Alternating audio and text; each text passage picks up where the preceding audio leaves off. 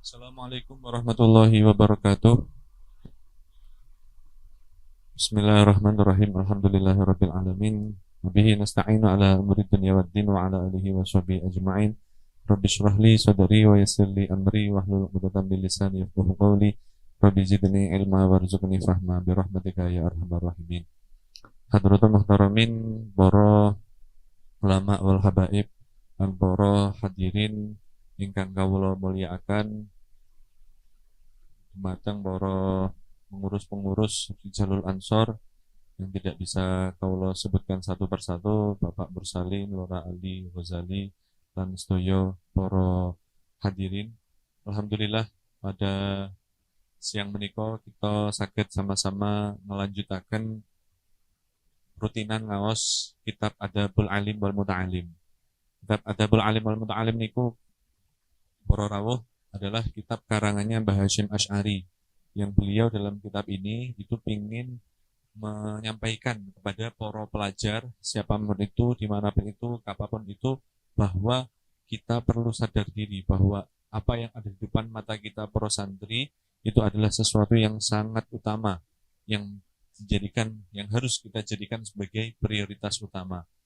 Karena nggih, napa namanya, dengan berbagai alasan yang telah beliau kumpulkan jadi satu, nanti akan kita pelajari kenapa kita perlu bangga, kenapa kita perlu bersyukur, kenapa kita perlu terus-menerus untuk memaksa diri kita menjadi seseorang yang notabene adalah seorang santri. Daripada berlama-lama, monggo kita mulai mawon pengawasan sareng-sarengipun.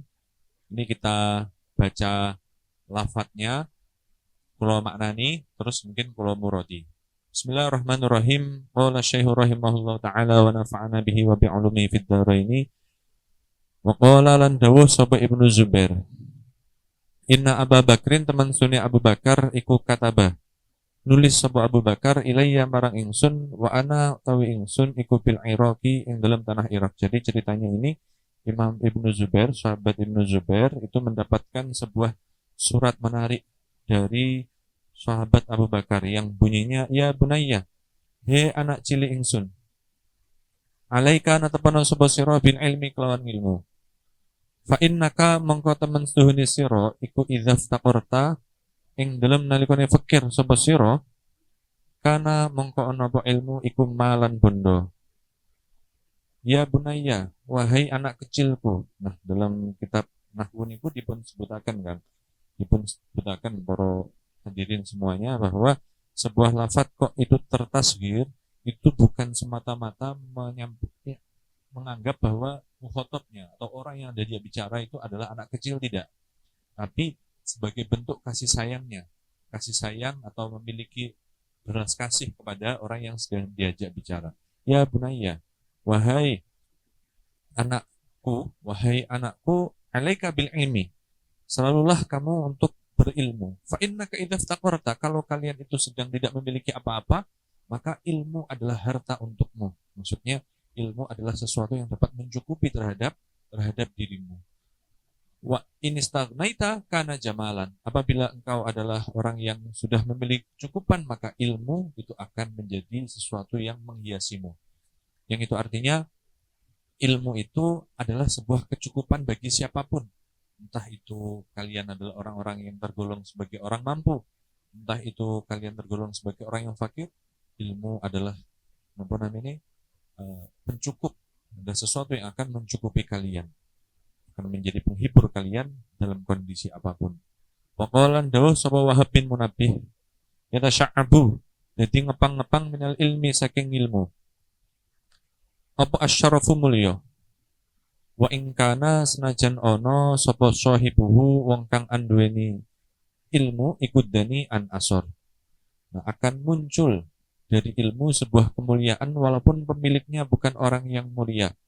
Wal izzu, lan iki atof teng lafat napa asyaraf, sehingga yatasya'abu al izzu, akan muncul sebuah kemuliaan. Wa ingkana senajan ono sapa wong, sapa sahib iku muhanan, wong kang den ino.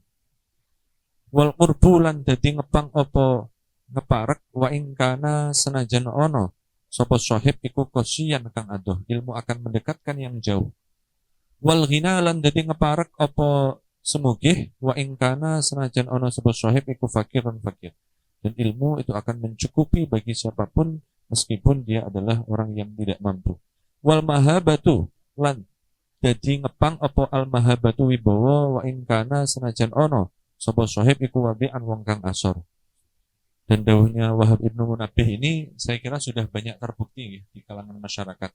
Banyak di antara mereka yang latar belakang keluarganya bukan orang-orang mulia. Bahkan nun sewu Buya Kafa niku Kang sering menyampaikan beberapa cerita-cerita dari para alumni, dari para santri-santrinya yang sudah mondok terus di rumah yang awalnya dia adalah memiliki latar belakang tukang becak nun sewu nggih, latar belakang tukang becak yang apa bekerja sana kemari untuk mencari nafkah dengan cara niku mencari penumpang.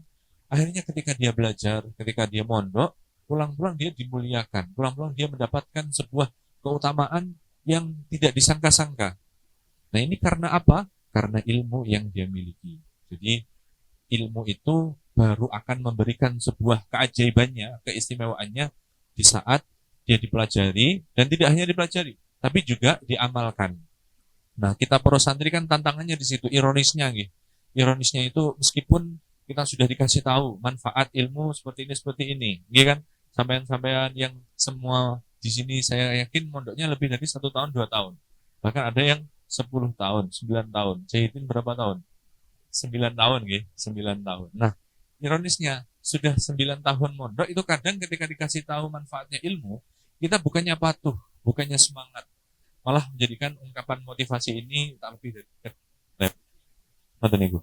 kita menganggap bahwa keutamaan ilmu seperti ini. Nah, sudah sering kita mendengar hal-hal yang menyemangati kita untuk belajar, tapi ada satu hal yang mungkin sering kita hiraukan, yakni mengamalkannya, yakni menerapkannya. Ya memang dari dulu sampai sekarang yang namanya menerapkan ilmu itu adalah sesuatu yang sangat sulit. Perjuangannya bukan sehari 2 hari, tapi seumur hidup. Tapi ingat, ini yang paling orang sering lupa adalah ketika seseorang berhasil mengamalkan ilmunya, dia akan mendapatkan sebuah ladzah, sebuah kenyamanan la ya'rifuha illa man jarrabaha, yang hanya dirasakan bagi orang-orang yang pernah merasakannya. Jadi kenyamanan ini nggak bisa di medsos gitu, nggak bisa kita cari di Facebook gitu, nggak bisa, di Instagram, di TikTok itu nggak bisa. Yang merasakannya hanyalah orang-orang yang tahu kenikmatan tersebut, hanyalah orang-orang yang pernah merasakannya langsung. Berarti kepada siapa? Silahkan tanya kepada orang-orang yang tergolong min ahlil ilmi, orang-orang yang hidupnya untuk mengabdi kepada ilmu. Contoh kita lihat tokoh-tokoh ulama Indonesia, hal terdekat yang mungkin kulo semerap Mbah Yai Abdul Karim. Ini konteksnya kulo contohkan yang paling dekat saja dengan kulo, maksudnya yang ada di lingkungan kulo. Mbah Yai Abdul Karim, piantonnya adalah pianton yang luar biasa sederhana, luar biasa ini terhindar dari barang duniawi dan lain sebagainya. Akan tetapi keajekan beliau itu membuktikan bahwa beliau nyaman dengan itu. Keajekan itu bahasa Indonesia apa? Ketekunan beliau, tidak henti-hentinya beliau untuk mengabdi kepada ilmu, itu adalah bukti nyata bahwa beliau nyaman dengan itu. Sekarang saya tanya kepada panjenengan, kira-kira kalau semisal kita menekuni pada sesuatu, kalau semisal kita nggak nyaman, kira-kira tahan lama apa enggak? Enggak mungkin kan? Enggak kan? Kalau semisal kita disuruh jadi tukang bangunan, kita nggak nyaman dengan itu, apakah kita akan mampu bertahan? Tentu tidak. Sama dengan orang belajar, kalau semisal dia belum menemukan ladzahnya, belum diteruskan, maka dia tidak akan nyaman dengan kondisi itu. Nah, kalau misal sampean pengen tahu keladzatan itu nyari yang di mana, silahkan tanyakan kepada orang-orang yang sudah berkecimpung, sudah berkhidmah lama sekali dengan ilmu. Niscaya nanti kalian akan terinspirasi dan bisa ada motif untuk mengikuti pada tidak lampah beliau-beliau. Tapi ya itu, sayangnya untuk bisa mencari tahu kondisi tersebut kita nggak bisa cari di medsos, nggak bisa. Kita cari di Facebook, di TikTok jelas nggak bisa karena orientasinya sudah berbeda. Nah, maka dari itu pentingnya kita sowan-sowan kepada kiai, sowan kepada orang alim itu seperti itu, pingin semerap kiambek sebuah syarat yang dapat kita terima dari beliau, bahwa orang yang lama ngabdi di ilmu itu pasti akan kerasa bedanya. Kok bisa seperti itu? Pernah kalau membaca, jadi sistemnya itu ketika seseorang kok dia mengamalkan, kan, dia berkhidmah pada ilmu, termasuk golongan min taqwallah, orang yang takwa kepada Allah, nanti nanti cara kerjanya langsung melalui jalur langit. Allah tahu bahwa dia adalah orang yang bertakwa kepada para malaikat, dan para malaikat diperintah oleh Allah untuk menyampaikan kepada orang-orang di sekitarnya bahwa dia termasuk golongan orang yang mulia. Jadi viralnya itu langsung jalur langit. Lewat langit nyuruh para malaikat, Gusti Allah nyuruh kepada malaikat ngasih orang ini adalah orang yang terpilih. Nah, beda kalau sekarang kan lagi usum yang namanya itu personal branding. Nah, personal branding itu kan yang usaha kita sendiri atau nyari staff atau apalah itu. Nah, tapi kalau semisal orang kok menjadi mutakin, orang menjadi bertakwa melalui jalur dirinya sendiri, biasanya ini semesta yang akan bekerja. Melalui jalur langit, Gusti Allah akan memberitahu kepada orang-orang yang kepada orang-orang yang sekitarnya tahu bahwa dia tergolong sebagai orang pilihan, orang yang mulia. Kalau lanjutkan karena niki kita juga ngejar target sampai babus tani ya, supados dapat banyak. Wa angsyada lan nambungake sapa Wahab bin Munabbih fi maknahu ing dalam maknane Wahab bin Munabbih, al ilmu ta ilmu iku balagha, nekaake apa ilmu uman ing kaum dzarwata syarafi, ing puncake kemuliaan. Ilmu itu akan membuat suatu kaum berada dalam puncak mulia. Wa sahibul ilmi utawi wong kang andene ilmu iku mahfuzun, wong kang den reksa minat talafi saking rusak. Orang yang memiliki ilmu akan terjaga dari kerusakan. Ya sahibul ilmi, he wong kang andene ilmu, mahlan alon-alon sapa sira la tudannishu, ojo ngrusak sapa sira ing ilmu. Bilmu biqoti kelawan pira-pira perkara kang ngrusak. Janganlah kamu merusak ilmu dengan hal-hal yang merusaknya. Fama lil ilmi, mongko ora ana iku kedue ilmu min khalafin utawi ganti, tidak ada yang bisa menggantikannya. Al ilmu ta ilmu iku yarfa'u, ngluhurake apa ilmu baitan ing omah. La imada kang ora ana cecekelan iku maujud lahu kedue bait, kang ora ana cagak iku maujud lahu kedue bait. Ilmu itu akan mengangkat sebuah rumah yang tidak ada cagaknya. Wal jahlu ta bodoh iku yahdimu, merubahake apa jahlu baital izzi, ing panggonan mulya wasyarafi tegese mulya. Dan kebodohan itu akan merusak sebuah kenyamanan, akan merusak sebuah kemuliaan. Wa qala dawu sapa Abu Muslim Al-Khawlani radhiyallahu anhu, al ulama utai ulama fil ardi ing dalem bumi iku mithlun nujumi, padane pira-pira lintang. Iku mithlun nujumi, padane pira-pira lintang. Fis samai ing dalem langit. Nah, kalau misal kita ingin tahu ulama itu seperti apa, ulama itu fungsinya kayak gimana, ibarat kata fungsi bintang di atas langit. Idza batat ing dalem nalikane pertelo sapa ulama atau nujum linasi marang menungso, ihtadau mongko oleh pituduh sapa nas biha kelawan ulama. Di saat bintang itu nampak di mata orang-orang, maka orang-orang akan mendapatkan petunjuk dari bintang itu. Di saat ulama itu nampak di orang lain, maka orang-orang tersebut akan memberikan petunjuk, mendapatkan petunjuk dari ulama itu. Wa idza khafiyat an dalam nalikane samar apa nujum anhum saking nas, tahayyaru mongko bingung sepenas. Kalau ia tidak ada, maka orang-orang pun juga akan kebingungan. Nah, niki bagi orang yang bertanya, loh, iki kan bintang, bukan matahari. Bukankah bintang niku pancarannya dari matahari? Ini kan bintang. Ada yang mengatakan bintang niku bukan berdiri sendiri. Nah, coba kita lihat dari sudut pandang lain bahwa beberapa orang niku kadang mengetahui berapa kapan waktunya, sekarang bulan apa segala macam itu melalui ilmu perbintangan. Di saat bintangnya berbentuk sekian, maka akan begini. Di saat apa namanya kondisinya bintang seperti ini, maka akan seperti ini. Nah, ulama seperti itu. Ulama adalah sesuatu yang menyinari, yang akan memberikan petunjuk bagi orang-orang yang di sekitarnya.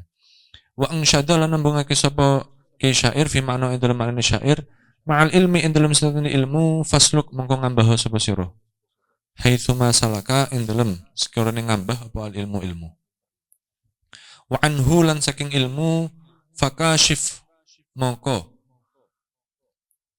lahirna sapa sira kullaman ing saben-saben wong indahu kang iku ing dalem sandingiman fahmun utawi pemahaman fafihi moko iku ing dalam ilmu jilaun utai terang lil qulubi marang berarti minal ama saking wuta wa aunun lan pitulung ala dini ing atase agama alladzi kang amruhu kang utawi perintahe alladzi iku hatmun wajib fa khalid mongko nyampurana sapa sira ruwatal ilmi ing boro-boro wining ilmu washab lan ngancanono sapa sira khiyarahum ing pilihane ruwat, maka temanilah orang-orang yang memiliki ilmu dan bertemanlah dengan pilihan-pilihan orang-orang yang memiliki ilmu. Fasohbatuhum mongko tawi kekancan ruwat iku zainun pepayas. Wa khultatuhum utawi cecampuran ruwat iku ghanamun keuntungan, karena membersamai mereka para ahli ilmu adalah sebuah keuntungan yang nyata, adalah sebuah perhiasan yang nyata. Wala ta'udduna lan ojo nganggep sapa sira kabeh ainaika. Ojo ngengokno itu berpaling. Wala ta'udduna ojo ngengokno sapa sira kabeh ainaika ing mripat loro sira anhum saking ruwat. Jangan engkau berpaling, jangan engkau memalingkan matamu dari mereka, jangan engkau menjauhi mereka. Fa innahum mongko teman sunni ruwat iku nujumun pira-pira lintang. Hudan kang nuduhake. In ghaba lamun ora ana apa najmun lintang siji bada mongko pertelo apa najmun lintang kang meneh. Apabila ia pergi maka akan muncul bintang yang lain. Fa wallahi mongko demi Allah laulal ilmu tawi ilmu mata tuha mongko ora dadi pertelo apa al huda bituduh. Demi Allah apabila tidak ada ilmu maka tidak akan mendapatkan suatu petunjuk. Walalah halan ora pertelo min ghaibil umuri saking samare perkara lana kedui kita apa rasmun tetenger. Dan tidak akan jelas di mata kita suatu pertanda. Wa qawlan dawuh sapa Ka'bul Akhbar radhiyallahu anhu law anna thawaba majlisil ulama'i lamun teman seduhune ganjarane majelis ulama iku bada pertelo apa thawab linnasi marang menungso lak tatalu mengko nyekti paten-patenan sapa nas alaihi ing atase majelis apabila ganjaran yang akan didapatkan oleh ahli ilmu itu ditampakkan, maka mereka akan saling memerangi untuk mendapatkan ganjaran itu. Hatta yatruka sehingga ninggal sapa kullu dzi imaratin. Seben-seben wong kang anduweni dadi pemimpin, imaratahu ing pimpinane kulli dzi imarah. Wa kulli dzi sukinan seben-seben wong kang anduweni pasar, suquhu ing pasare dzi sukin. Dia akan rela mengorbankan semuanya demi mendapatkan ganjaran dari pahala dari majelis ilmu.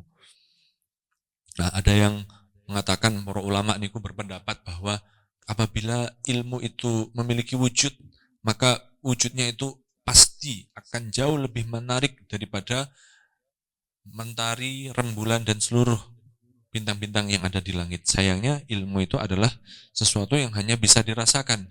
Sesuatu yang tidak bisa kita lihat. Ya, kalau misal ilmu itu bisa dilihat, niscaya seisi dunia semua insya Allah pintar semua.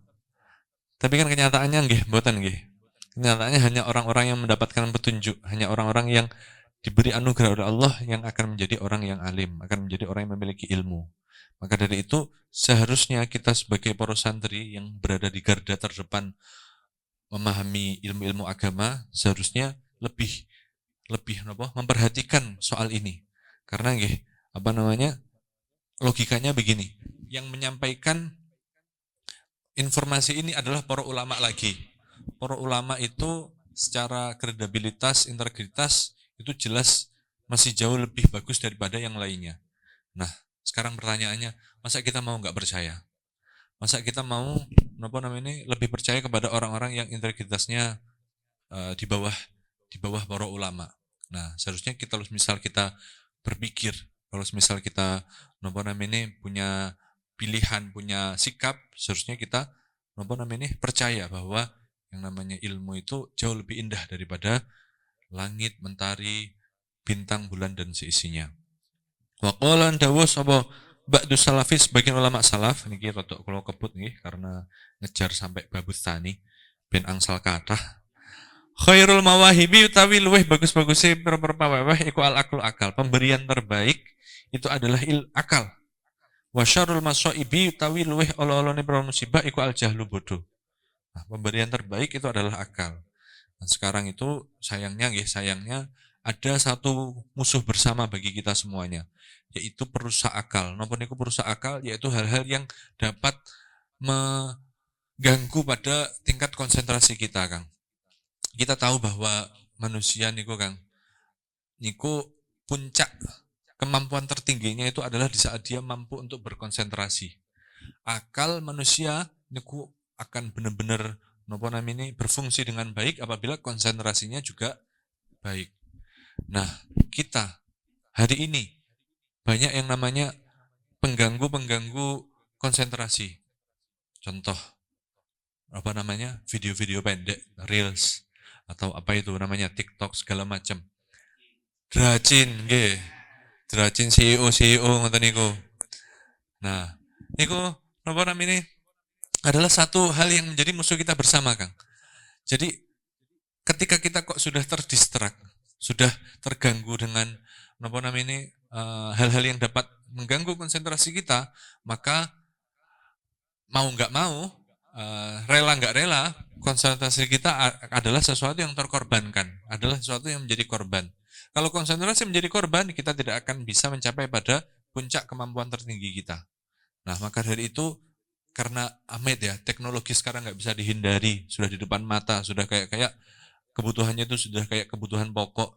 Maka sebisa mungkin pas waktu ada majelis-majelis yang memerlukan konsentrasi, kalau bisa paksa untuk tidak gampang-gampang terdorong dengan dorongan buka HP atau ingin lihat konten-konten pendek dan lain sebagainya. Karena kenapa? Karena satu yang menjadi korban terbesar yaitu konsentrasi kita. Padahal temriki juga disampaikan khairul mawahib al-aqlu. Pemberian terbesar, anugerah terbesar yang diberikan oleh Allah kepada hambanya adalah akal.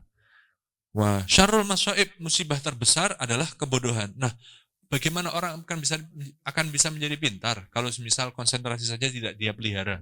Nah, sekarang itu masyarakat ya termasuk santri sendiri itu kurang awas terhadap pentingnya konsentrasi. Satu bukti nyata.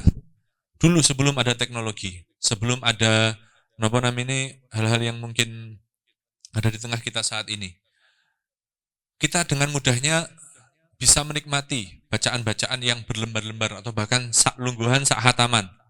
Maca Quran, sak lungguhan, sak juz, rong juz atau bahkan setengah juz sekalian. Nah, sekarang untuk bisa menyelesaikan satu novel saja, ini kita bicara yang paling ringan ya. Awak dhewe menggeh napa mboten? Kita ngerasa sangat berat sekali. Nah, itu pertanda bahwa konsentrasi kita itu sedang melemah. Nah, kabar baiknya konsentrasi itu bisa dilatih. Kalau misal kita mau memaksa diri untuk menghindarkan dari gangguan-gangguan itu, nanti lama-lama kita akan menikmati konsentrasi. Ibarat kata begini, kalian tahu orang olahraga, orang nge-gym. Orang nge-gym itu kalau misal dia nggak pernah olahraga, mau ngangkat beban yang cuma 5 kilo itu akan terasa sangat berat. Abot banget. Gak usah nge-gym lah, samain bal-balan. Orang tahu bal-balan, pas samain bal-balan sikiring jarum kabeh, nggih napa mboten? Nggih kan, kuwesel kabeh. Nah, itu karena apa? Kurang dibiasakan. Nah, otak pun juga seperti itu. Kalau semisal dibiasakan untuk konsentrasi jangka panjang, maka dia akan tahan lama, akan mampu. Tapi apabila dulu diganggu, maka untuk bisa menikmati hal-hal yang membutuhkan konsentrasi jangka panjang ini, kita akan kesulitan, akan kecapean. Jadi, kalau semisal kita amit nggak peduli dengan kondisi seperti ini, iki melasni otaknya, melasni akalnya, akan kasihan terhadap akalnya. Dia tidak akan betah, akan susah payah, akan kecapean apabila disuruh konsentrasi dalam jangka panjang. Nah ini PR kita bersama kan, PR kulo, PR panjenengan, atau bahkan PR untuk anak-anak panjenengan nanti, anak-anak kulo nanti. Kulo nggak mau bilang anak-anak kita, karena nggih, ini gue mau apa namanya, musibah kita bersama adalah al-jahlu, kebodohan. Nah terus apa hubungannya dengan konsentrasi? Kebodohan itu bermula atau bisa dimulai dari tidak pandainya kita dalam melatih konsentrasi. Nah maka dari itu nggih, PR kita bersama, mari kita jaga konsentrasi kita dengan baik, dimulai dengan diri sendiri. Karena nggih, apa namanya, kalau dulu teknologi itu dicari, kalau sekarang teknologi datang sendiri. Kalau semisal kita tidak awas, kalau semisal kita tidak prihatin, ya silahkan nanti tinggal nunggu waktu saja. Kita akan merasakan dengan sendirinya. Tinggi mikir angel, tinggi moco males, tinggi bahkan gak usah moco, gak usah mikir. Sampean dikongkon delok apa jenenge film yang lama, itu akan kecapean. Wis ping ini diganggu karo ping ini disambi karo dolanan HP atau apapun itu. Nah, itu adalah satu pertanda bahwa konsentrasi kita sedang tidak baik-baik saja. Wa angsyada lambungake sapa syair fi makna ing dalem maknane qaulu ba'dihim ma ahsana ma utawi apa suci-suci iku ahsana gawa oleh bagusake apa ma. Nah, ma ahsana niku adalah napa namine sigot ya fi'il ta'ajub yang maknanya ingin menunjukkan suatu kekaguman. Ma ahsanal aqlu. Indah sekali atau luar biasa sekali akal. Wal mahmudu utawi kang den puji iku man wong akola kang adune akal sapa man. Orang yang terpuji adalah orang yang berakal. Wa akbaha lan gawa olehe ngalakake. Gawa olehe ngalakake apa ma al jahla ing bodho. Wal madmum utawi kang den wodo iku man wong jahila kang bodho sapa man. Indah sekali akal dan yang terpuji adalah orang yang berakal. Buruk sekali kebodohan dan yang tercaci adalah orang-orang yang bodoh. Falaisa mongkora ono iku yasluhu patut apa nutkul mar'i ngucape awa-awaan fijadalin ing dalem debatan. Fijadalin ing dalem debatan. Wal jahlu hale utawi bodoh iku yufsiduhu.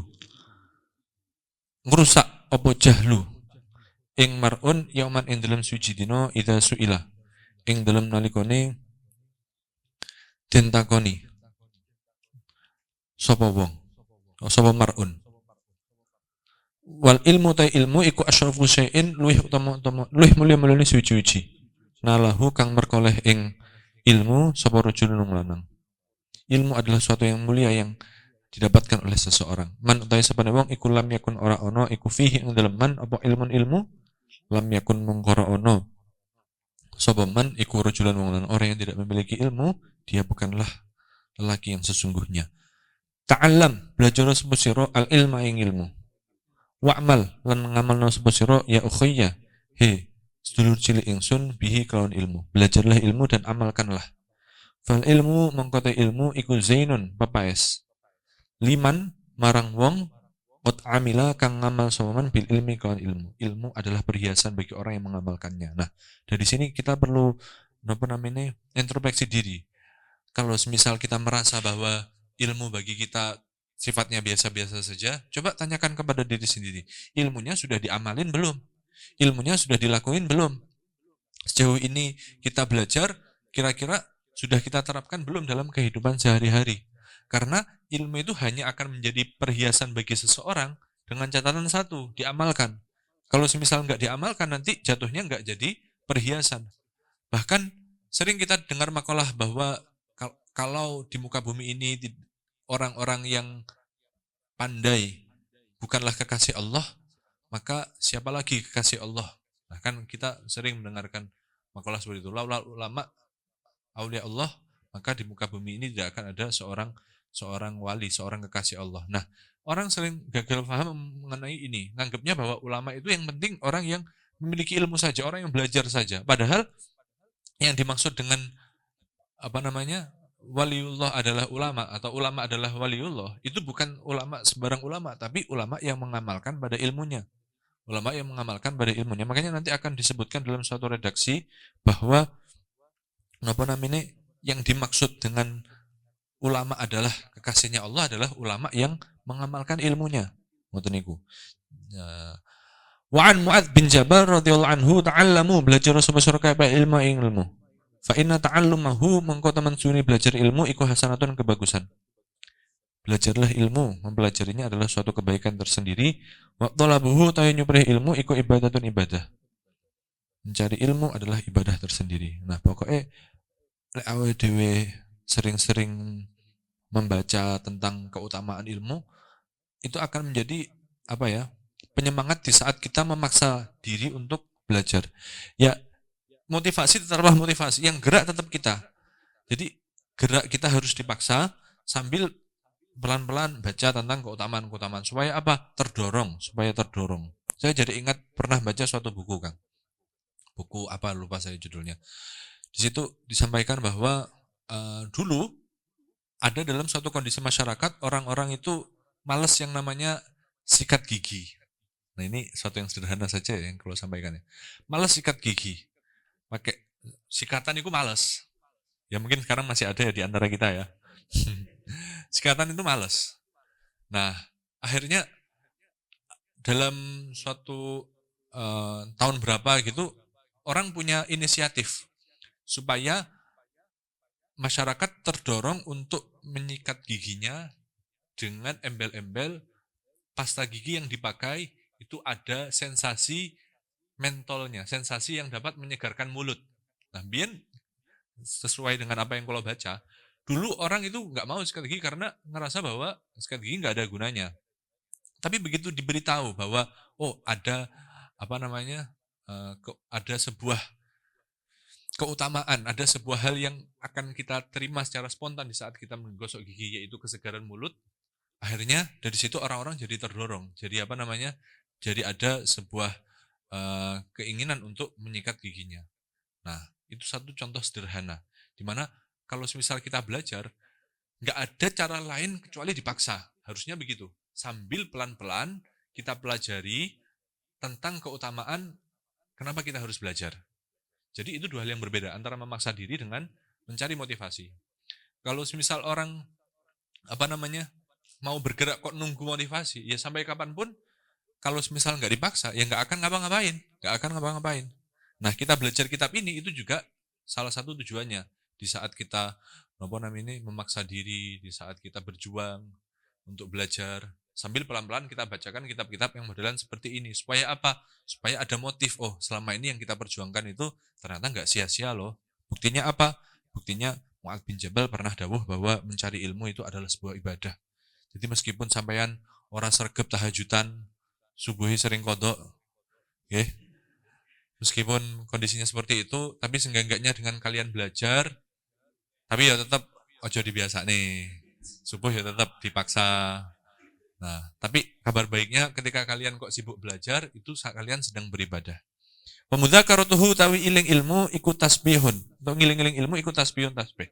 Di saat kita berdiskusi, itu juga merupakan bagian dari bertasbih. Wal bahthu tawi bahas anhu sayang ilmu ikut jihadun jihad.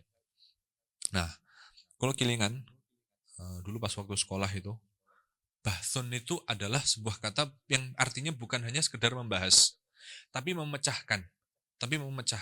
Ya kayak yang kita tahu pada forum-forum Basul Masail niku sifatnya enggak, bahthun yang dimaksud itu bukan hanya berarti membahas gitu, tidak, tapi memecahkan suatu masalah.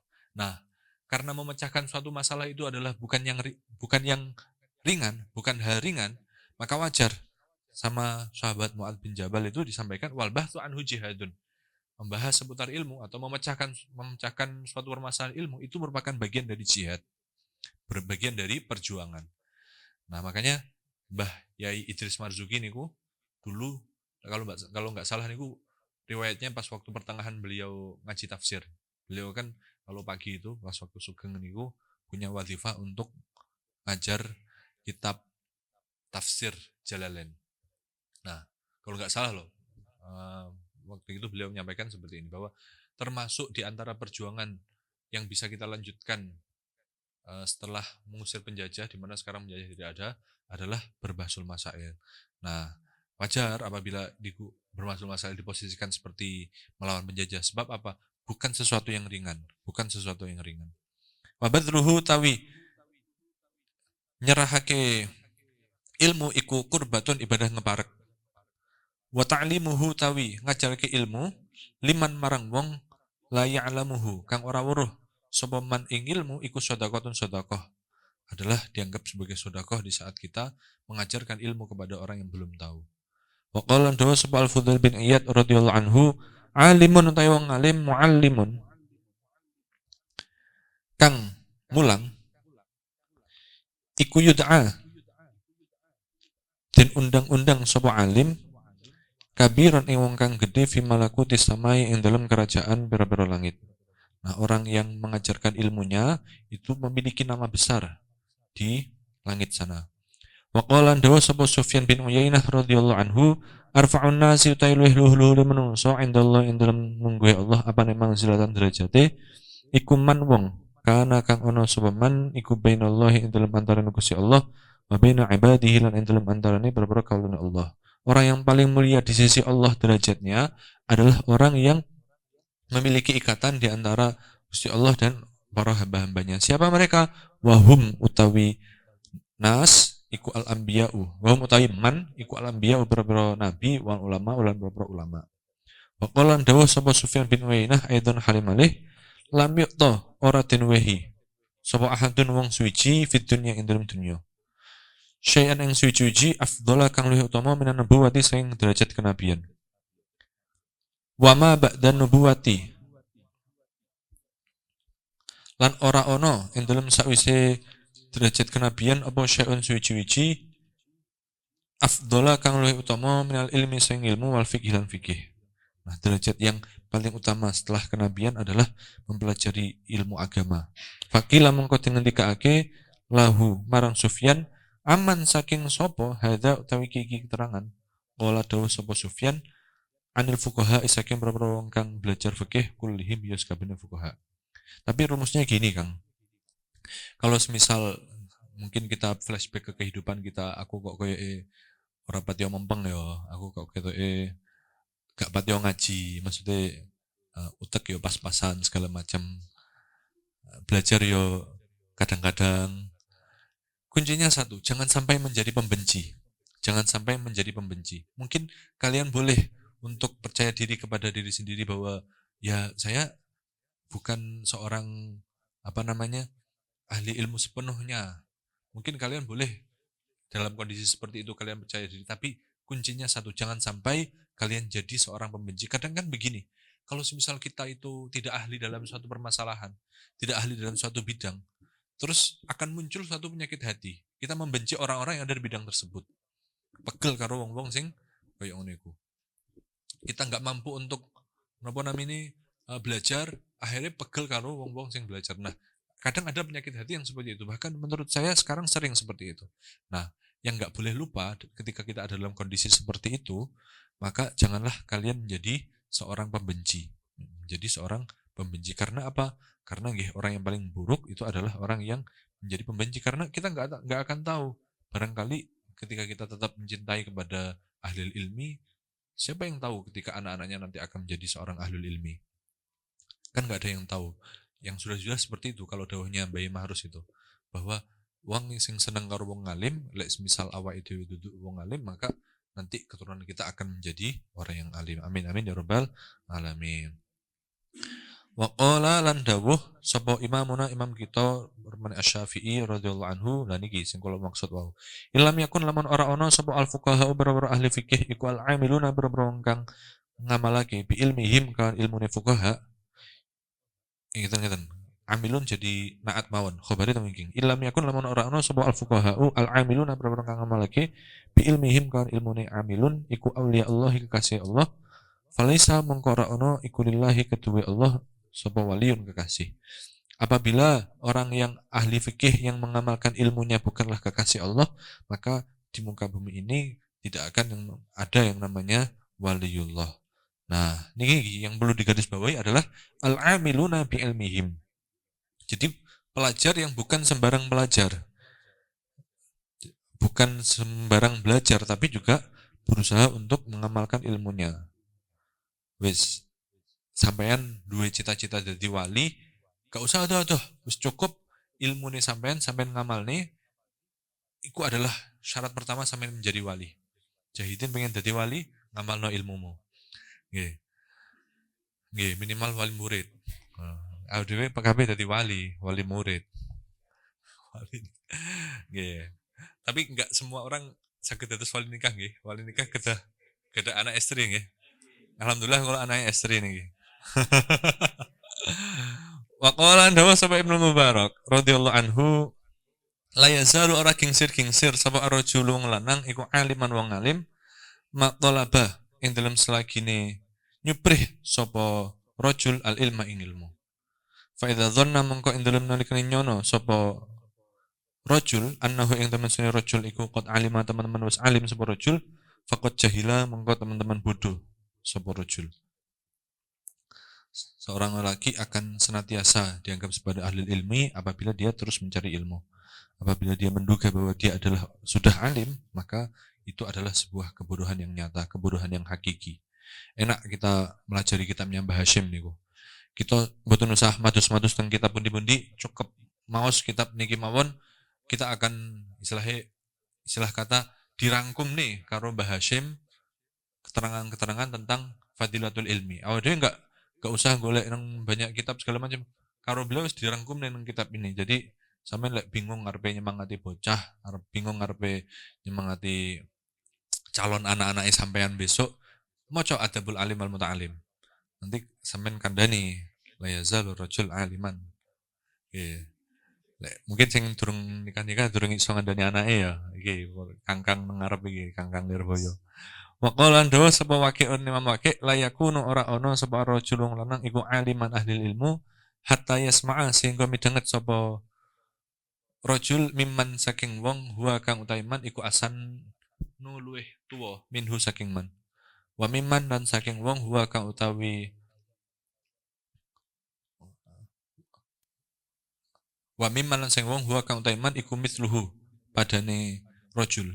Wa mimman lan saking wong huwa kang utawi man iku dunahu saandape rajul. Nah niki Imam Waqi' berkata, la yakunu rajul aliman, dia belum dikatakan sebagai ahli ilmi sampai dia mau mendengarkan dari orang yang lebih tua darinya. Mau mendengarkan dari orang yang seusianya.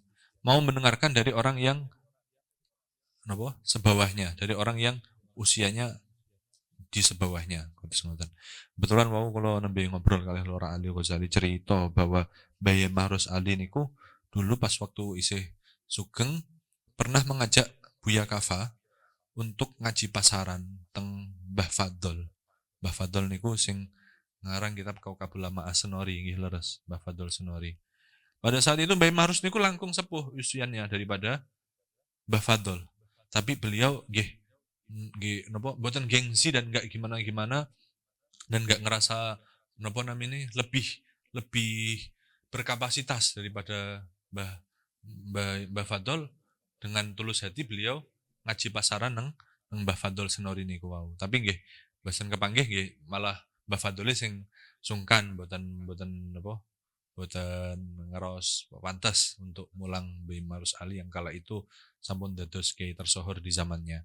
Tapi kita dapat mengambil ibrah bahwa bagi seorang pencari ilmu sejati harus benar-benar boten gengsi untuk mencari ilmu kepada siapapun. Bahkan pada orang-orang yang notabene usianya masih di bawah dia. Nah, niki jadi pepiling buat kita. Akhirnya kita ketika mau mendatangi majelis ilmu modelan apapun, kita nggak gampang goyah, kita nggak gampang ngerasa gimana-gimana. Yang kita cari adalah positifnya, yaitu istifadatul ilmi, mencari faedah ilmu. Karena nggih la yakunu rajul aliman, tidaklah seorang dikatakan sebagai min ahli ilmi yang sempurna sebelum dia mau mendengarkan kepada orang yang lebih tua darinya, yang seusia darinya, dan orang yang sebawahnya. Wa qala dawu Sufyan ats-Tsauri radhiyallahu anhu al-ajaibu utawi biro-biro keanehan iku amatun umum. Wa fi akhir zaman, dalam akhir zaman iku amul umum. Hal-hal yang aneh itu akan sering terjadi. Dan akhir zaman pun juga malah lebih-lebih sering terjadi. Wan nawaibu lan bilai kang ngenani iku dhamatun akeh. Wa fi amri din yang dalam perkara agama iku adhamu luweh akeh. Wal masaibu ta musibah iku azimatun gede. Wa mautul ulama utawi matine ulama iku adhamu luweh agung. Wa innal alima lan teman sune wong alim iku hayatuhu ta uripe alim iku rahmatun rahmat lil ummati marang umat.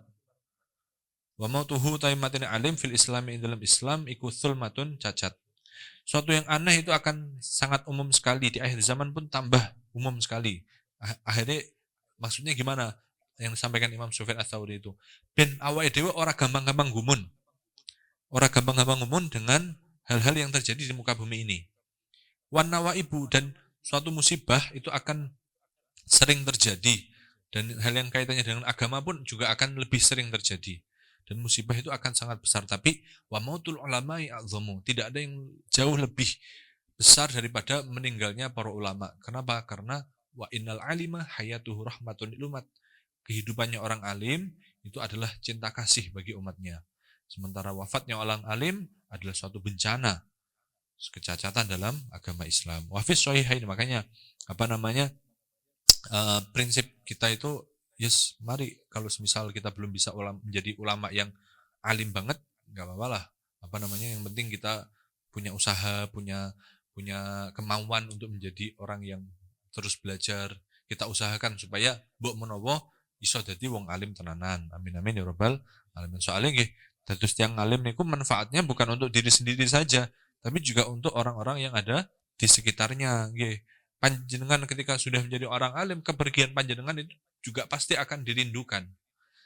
Juga pasti akan dirindukan oleh orang-orang yang di sekitarnya. Makanya banyak orang bilang bahwa kalau orang nggak mau belajar, maka meskipun dia itu masih hidup, sejatinya dia telah meninggal. Soalnya apa? Genek gunane, ngoten niku. Wafis sahihaini ini dalam kitab sahih loro, tapi nggih bagaimanapun juga kalau kita merasa bodoh, jangan sampai malah membuat kita nggak belajar sama sekali. Justru merasa bodoh itulah yang akan kita jadikan sebagai motivasi kita untuk belajar. Sebab apa?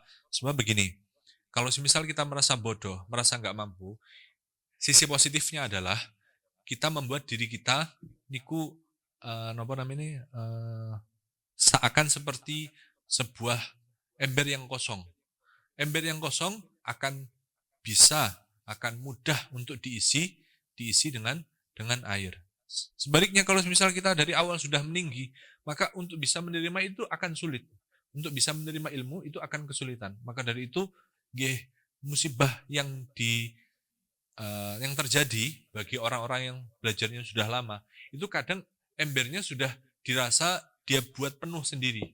Padahal kalau misal menganggap bahwa diri sendiri sudah penuh, niki minusnya nopo? Minusnya kalau misal ada ilmu, itu akan sulit untuk masuk.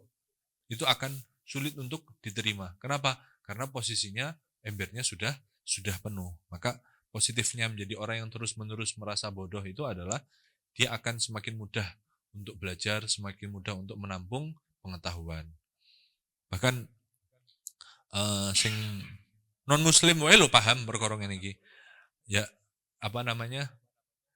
ya, entah muslim atau non muslim ya, itu loh.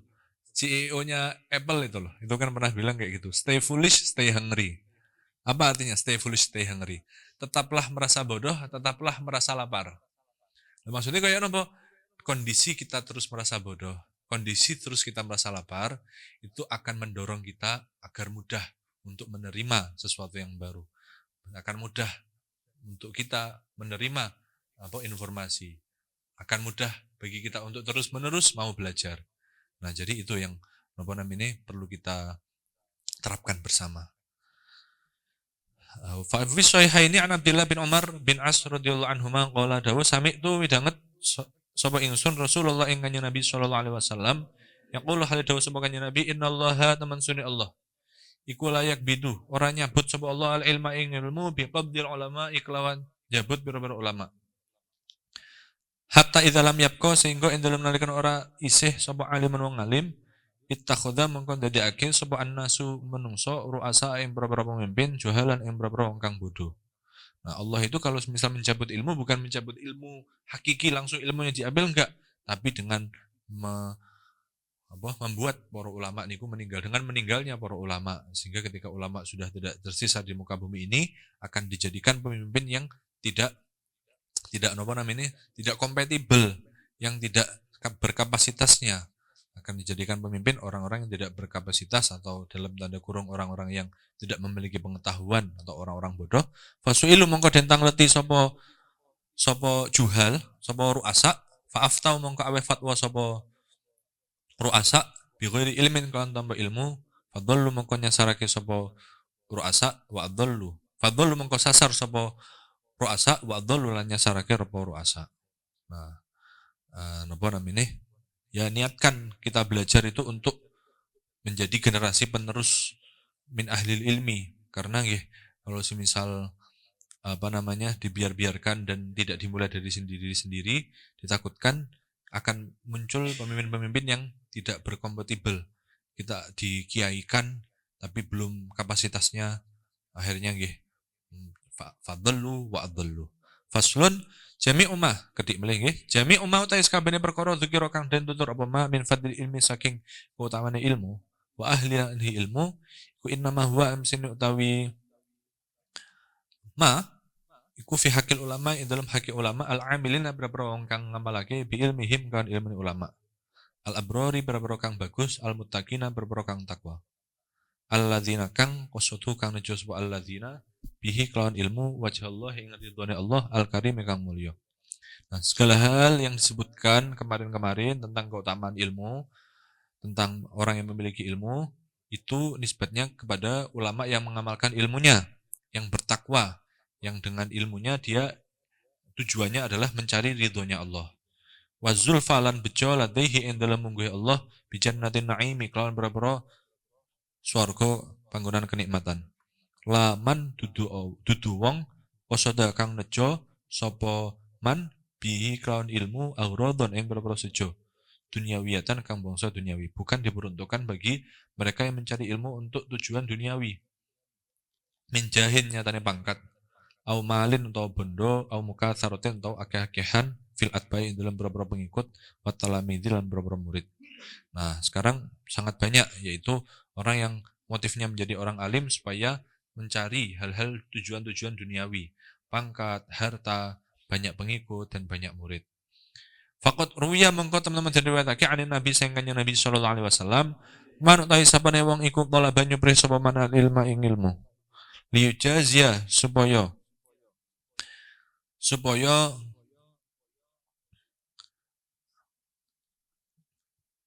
jatuhake sapa man bihi kaun ilmu al ulama yang ulama au yumaria utawa madoni bihi kaun ilmu al fuqaha yang ahli fikih au yasrifu utawa madhep bihi kelawan au yasrifu utawa madhep sapa man bihi kaun ilmu wujuhanna sing propro wajah menungso adkhalahu mongko manjingake ing man sapa Allah finari ing dalem neraka. Kanjeng Nabi dawuh orang yang mencari ilmu agar dapat melawan ulama, agar dapat menjatuhkan ahli fikih, agar dapat mendapat perhatian orang-orang, maka Allah akan memasukkannya dia ke dalam neraka. Na'udzubillahi min dzalik. Nah, kalau teringat ceritanya Mbah Yai Bisri Mustafa, orang tua dari Mbah Yai Mustafa Bisri, yang ngarang tafsir Ibris niku gadah rencang namanya Mbah Yai Ali Maksum. Mbah Yai Ali Maksum niku mantunipun Mbah Yai Munawir. Mantunipun Mbah Yai Munawir Krapyak. Nah, beliau berdua adalah seorang sahabat yang seorang sahabat bestie lah zaman saiki. Mbah Yai Maksum niku ngobrol kalih Mbah Yai Bisri Mustafa. Niki mungkin sering kula critakaken. Mbah Yai Bisri, Mbah Yai Bisri, panjenengan niku piyantune kok produktif sangat nggih. Jane lek ngalim aku gak kalah ngalim, Mbah Yai Ali Maksum bilang kayak gitu. Maksudnya padha-padha ngalim awake dhewe. Tapi panjenengan niku lho karangannya kok akeh nemen, kok hebat nemen, karangannya kok kathah.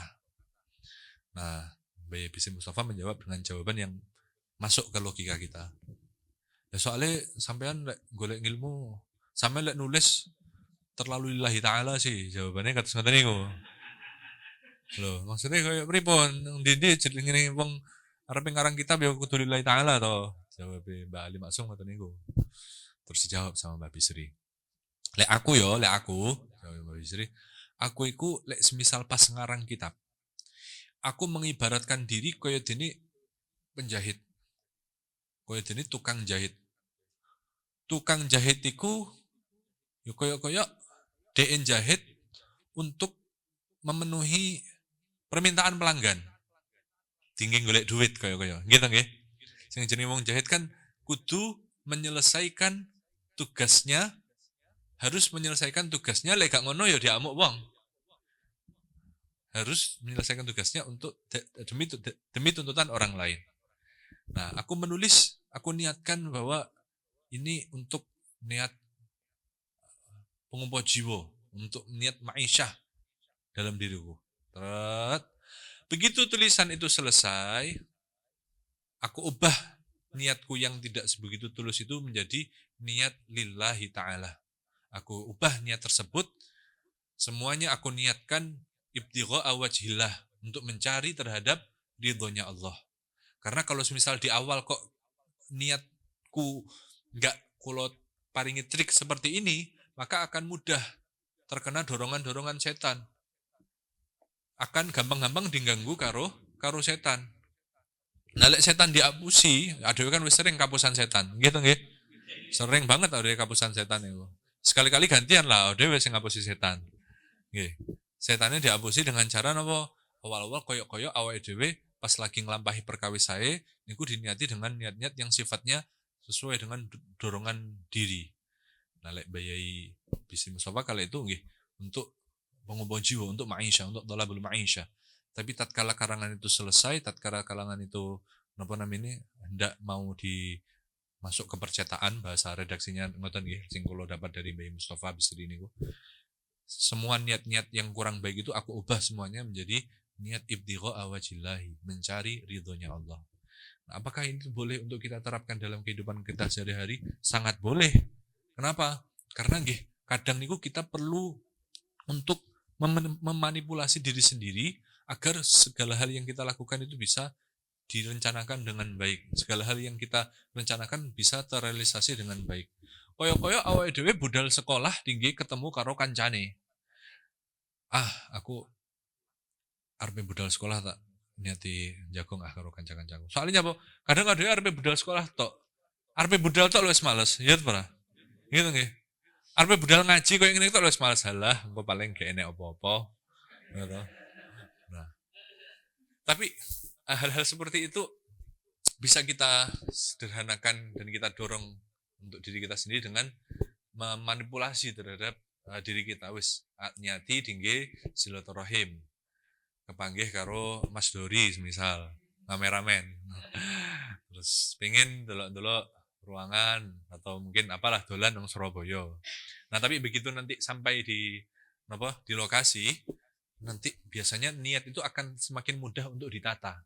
Niat itu akan semakin mudah untuk ditata. Nah, dari situ itu tips dari Mbah Yai Bisri Mustafa agar kita dalam menjalankan suatu kesibukan apapun itu bisa teratur. Karena nggih niku, kadang niku kita lebih tertarik dengan dorongan nafsu daripada niat tulus kita sendiri. Niat tulus tetap kita jalankan, tapi di saat yang tepat, di saat yang sekiranya tidak ada pilihan lain kecuali untuk melakukan itu. Nah, napa namanya? Beliau mencontohkan seperti itu, sehingga napa namanya untuk bisa mempraktekkan kepada diri sendiri ini dirasa lebih gampang, sebab sesuai dengan dorongan keinginan kita. Man talaba ilma liyujari bihi ulama. Wa anhu lan saing kanjeng Nabi kerep melih man utawi sapane wong iku ta'allama belajar sapa man ilman ing ilmu. Mimma sing perkara yabtagi kang nyuprih sapa wong bihi kelawan ilmu wajhallahi ing ridhone Allah. La ta'allamuhu kang ora belajar sapa wong ing ilmu illa yusiba angin yen to merkenani bihi kelawan angin yen to merkenani angin supaya merkenani sapa wong bihi kelawan ilmu gharadun ing sejo minat dunya sing dunya lam yajid mongko ora nemu sapa wong urfal jannati ing ambune swarga. Nah, orang yang apabila dia mencari ilmu dia niatkan dengan niat yang kurang baik yaitu tujuan-tujuan duniawi maka dia tidak akan mencium aroma surgawi. Wa anhu lan saing kanjeng Nabi sallallahu alaihi wasallam man utawi sapane wong iku ta'allama belajar sapa man ilman ing ilmu li ghairillahi karena Allah au arada utawa ngarepake sapa wong bihi kelawan ilmu ghaira wajillahi ing liyane ridhone Allah taala lamun sapa Allah falatabawa mongko becik cawis-cawis sapa wong maq'adahu ing nggon lungguhe wong minan nari saking neraka. Orang yang belajar ilmu tidak karena Allah atau menginginkan tujuan lain selain ridha Allah, maka siapkanlah tempat duduknya di panasnya api neraka. Wa anhu lan saking kanjeng Nabi sallallahu alaihi wasallam yukta den tekaake sapa bil alim wong alim yaumul kiamat ing dalem dina kiamat. Fayulqa mongko den oncalake sapa alim finnari ing dalem neraka. Fadan daliku mongko lebur apa aktabuhu berapa ususe alim fayaduru mongko mubeng sapa alim biha ing dalem nar kama yaduru kaya oleh mubeng apa alhimaru himar atau keledai birroha ing dalem gilingan penggiling fayutifu mongko tawaf mongko muter sapa alim ahlan nari ing penduduk fayutifu mongko muteri sapa ahlun nari fayaquluna mongko ngucap sapa ahlun nar ma iku apa laka kedue sira suatu ketika orang alim akan dilemparkan di hari kiamat nanti di panasnya api neraka ususnya akan lebur terus dia akan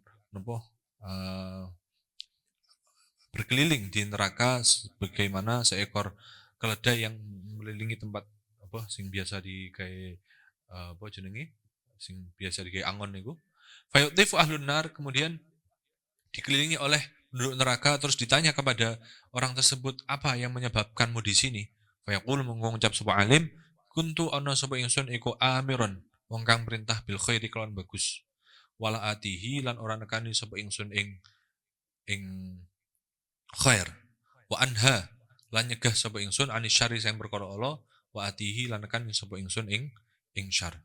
Nah, penyebabnya adalah aku sering memerintahkan kebaikan sementara aku tidak melakukannya dan aku sering melarang suatu keburukan sementara aku tidak melarangnya. Tapi bagaimanapun juga sampean ampun salah paham dengan adanya hadis niki.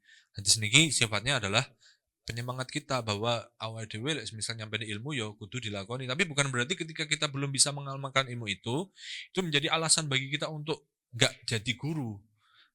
Bukan menjadi alasan bagi kita untuk enggak mau menyampaikan ilmu. Justru harus difahami secara positif bahwa mbok menawa awake dhewe dadi iso ngamalne ilmu sing awake dhewe sampekne. Mbok menawa awake dhewe sing awale duduk wong apik iso dadi wong apik. Jadi sifatnya di sini bukan pingin ngendon-ngendoni wong enggak, tapi justru menyemangati. Jangan sampai kita putus asa karena belum bisa mengamalkan ilmu terus gak gelem jadi guru, jangan. Tapi tetaplah menjadi guru sambil pelan-pelan berusaha untuk mengamalkan kebaikan dan menjauhi pada larangan yang kita larang. Wa an Bishr radhiyallahu anhu auha bareng wahyu sapa Allah taala halim rasulullah ila Daud alaihi salam la taj'al ojo dadekno sapa sira baini ing dalem antaran ingsun wa bainaka ing dalem antaran sira aliman wong alim maftunan kang den fitnah fayub'iduka mongko ngedohake ing sira apa takabburuhu takabburi alim an mahabbati saking demen ingsun. Nah, Nabi Daud alaihi salam pernah mendapat wahyu dari Allah. La taj'al baini wa bainaka aliman. Jangan engkau menjadikan orang alim yang terfitnah antara kita karena takaburnya itu akan menjauhkan engkau dari kecintaan kepadaku. Ulaika utai samudayani alim maftunan iku quta'ut tariqi para wong kang begal dalan ala ibadi ing atase para kawula ingsun. Wa qala dawu sapa Sufyan Ats-Tsauri radhiyallahu anhu inna ma ta'allamu aim sini belajar sapa wong al ilma ing ilmu lihat taki supaya wedi sapa wong bihi kelawan ilmu Allah ing Allah. Wa inna ma fadula aim sini unggulake apa ilmu atau aim sini unggul apa ilmu ala ghairihi ing atase ilmu li'annahu karena teman suhune ilmu iku yattaqi iku yuttaqo dan wedeni bihi kawan ilmu sapa Allah. Kenapa? Ilmu itu adalah sesuatu yang lebih utama dibanding yang lain karena agar membuat seorang menjadi lebih bertakwa kepada Allah. Dengan ilmu, Gusti Allah semakin ditakuti.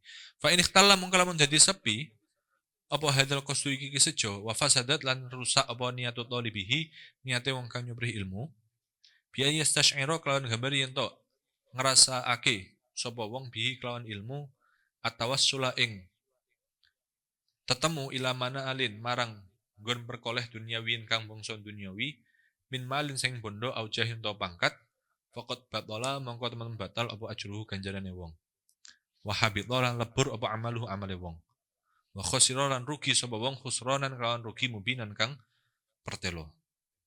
Nah, apabila tidak ada niat-niat tulus itu ora diniati dingge semakin takwa kepada Allah, dia niatkan untuk menjadi perantara meraih hal-hal duniawi entah itu harta, pangkat atau apapun itu, maka ganjaran yang akan dia dapatkan ini akan tergagalkan dan amal-amalnya itu akan lebur dan dia akan menjadi orang yang paling merugi dunia akhirat. Wa qala dawu sapa Al-Fudail bin Iyad radhiyallahu anhu balaghani temuka ingsun apa annal fasaqata temen setuhune para ahli fasik atau wong fasik men ulama iseng ulama wa min hamalatil qur'ani lan saking wong kang ngapalne Al-Qur'an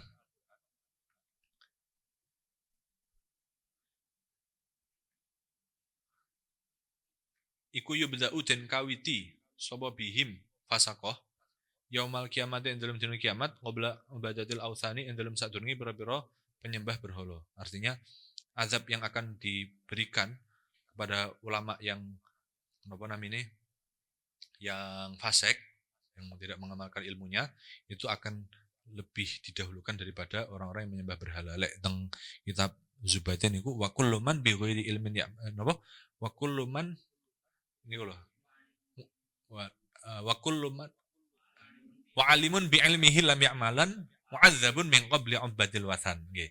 Wa alimun bi ilmihi lam ya'malan mu'adzabun min qabli ubadil wasan. Orang yang tidak mengamalkan ilmunya dia akan lebih dahulu diazab sebelum para penyembah berhala. Na'udzubillahi min dzalik. Wa qala dawu Al Hasan Basri radhiyallahu anhu uqubatul alimi utawi siksane wong alim iku mautul qalbi matine ati. Fakila mengko dingendikake lahu marang Hasan Basri ma iku apa mautul qalbi utawi matine ati. Qala dawu sapa Hasan Basri talabud dunya yaiku nyubrih dunia bi amal akhirati kelawan amal akhirat. Siksa bagi orang alim adalah matinya hati. Nah, mati hati itu yang kayak gimana? Yaitu dia mencari dunia tapi yang dilakukan adalah amal akhirat. Jadi ketoke zahire akhirat padahal sing digoleki bondo dunia koyo niku. Nah, tapi lagi-lagi nggih niki niku untuk pemiling kepada diri sendiri, bukan untuk menghakimi orang lain. Seringkali nggih orang itu kalau misal baca kitab tasawuf atau baca-baca keterangan seperti ini itu ia jadikan sebagai hal yang dapat menilai kita tentang bagaimana orang lain itu. Padahal niki kelintu. Orang dikasih tahu beberapa afat atau resiko-resiko, dikasih tahu beberapa ungkubat-ungkubat. Niku sejatinya bukan untuk orang lain, tapi untuk menghakimi pada diri sendiri. Banyak orang itu gagal dalam memahami tasawuf, dikira ya digunakan tasawuf itu digunakan untuk menghakimi orang lain. Padahal jelas bukan seperti itu. Tasawuf itu untuk menghakimi kepada diri sendiri. Tasawuf itu untuk bukan supaya kita berhenti dari suatu perbuatan baik karena takut niatnya buruk. Tidak. Tapi semuanya tetap harus dilakukan. Kebaikan-kebaikan apapun itu tetap harus dilakukan. Tapi di dalam hati diparingi kerentek, ya Allah, mugi-mugi dihindarkan dari penyakit-penyakit hati yang buruk itu. Semoga dihindarkan dari beberapa afat niku, resiko-resiko yang akan muncul di saat kita sedang melakukan perkara itu. Terus memahami tasawuf itu juga harus ada seninya gitu. Bukan untuk menghakimi orang lain, tapi untuk menghakimi diri sendiri. Bukan untuk mencegah diri sendiri melakukan perbuatan baik, tapi tetaplah lakukan perbuatan baik itu sambil di dalam hati memohon kepada Gusti Allah dihindarkan dari penyakit-penyakit hati. Al-bab tsani wallahu a'lam. Shawab nggih. Al-Fatihah.